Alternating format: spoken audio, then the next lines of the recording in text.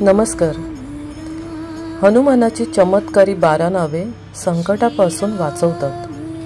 हनुमानाच्या 12 नावांचे स्मरण केल्याने आयुष्य वाढतं आणि सर्व सांसारिक सुखांची प्राप्ती होते.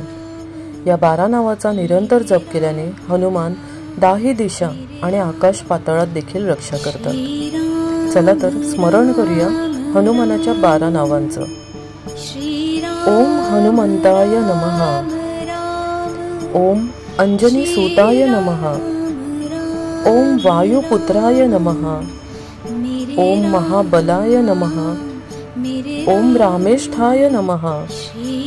ओम फाल्गुन सखाय नमः. ओम पिंगाक्षाय नमः. ओम अमित विक्रमाय नमः. ओम उदतिक्रमणाय नमः.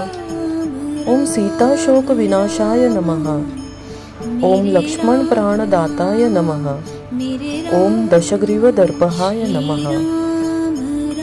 जय श्री राम.